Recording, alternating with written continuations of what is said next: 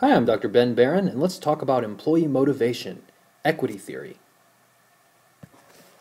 Now, there are many helpful theories in understanding employee motivation, and equity theory is one more of those important theories. Equity theory helps us understand how our values influence our motivation. So let's consider the following situation, not an unusual situation. A basketball player in the NBA negotiated for a 5-year, $30 million contract. Now, in year 3 of this 5-year contract, that player has a great season and says, you know what, I want to renegotiate my contract or I'm going to sit out the next season. Now, why might this be happening? Why might this player expect some sort of renegotiation to take place? Well, the answer to this is at the heart of equity theory. And it's probably because he feels like he had more inputs that season, a really high quality performance, and therefore deserves more in terms of outcomes, deserves a larger paycheck.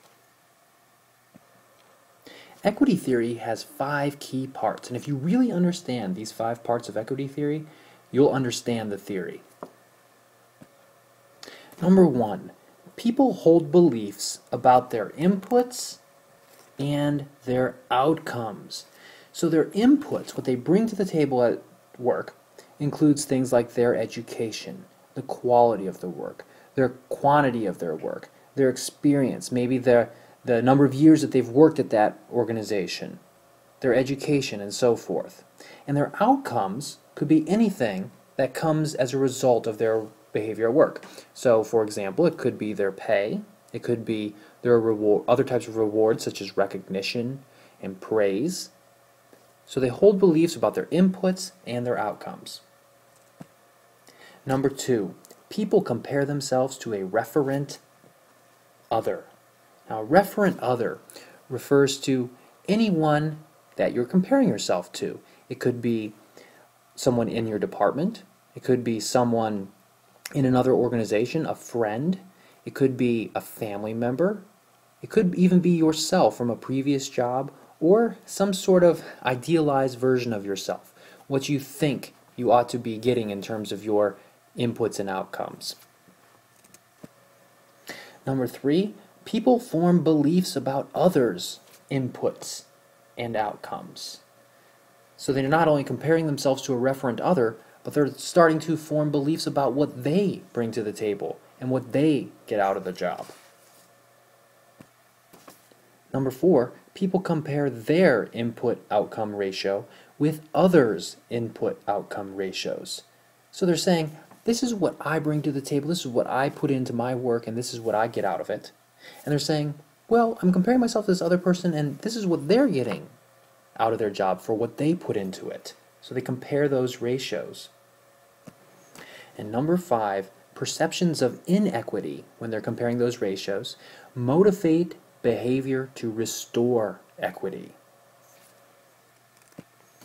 And when people compare themselves with each other in this way, they may react in one of 3 basic ways. Number 1, overpayment inequity.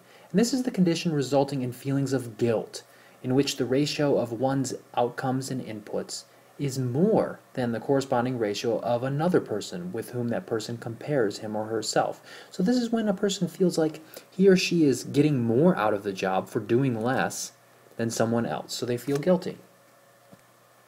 Number 2, underpayment inequity.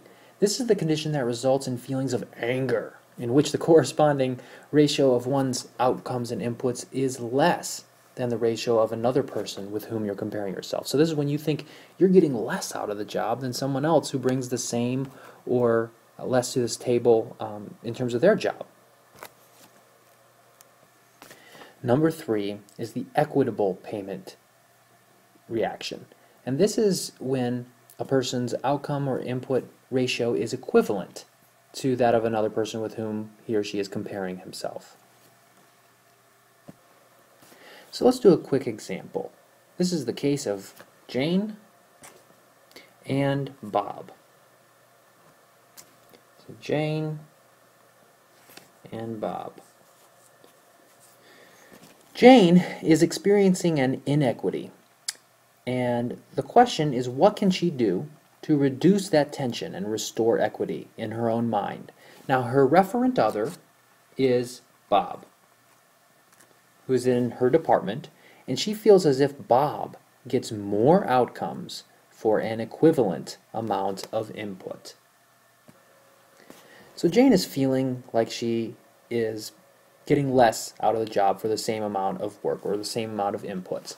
So what might she do to restore balance? Well, she may try to alter her outcomes. She may demand a raise. She might steal. She might try to alter her inputs. She may decrease her production. She may decrease her quality. She may arrive late. She might attack Bob's inputs, meaning that she might sabotage Bob.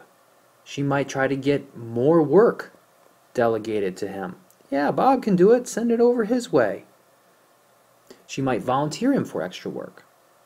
She may point out his overpayment to others, saying, look at all the money he's getting.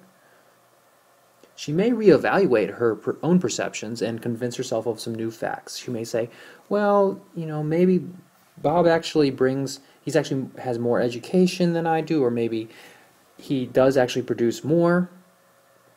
She may change her referent other. She may say, you know what, I really shouldn't be comparing myself to Bob. I should be comparing myself to Dave, because Dave is actually a better comparison point.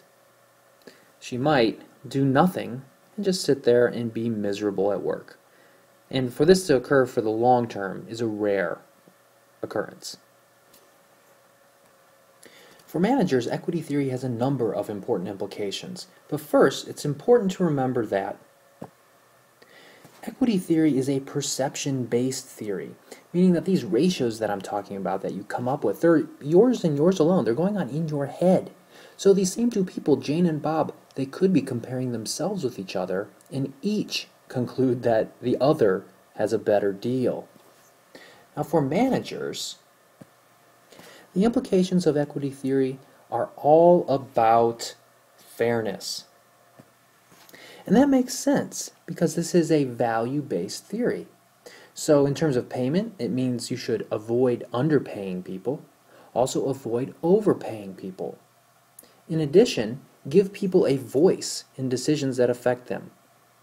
Let them have some input into the decision-making process, and explain the outcomes and processes in a very thorough manner, being sensitive to these types of issues. Thanks for stopping by and have a great day.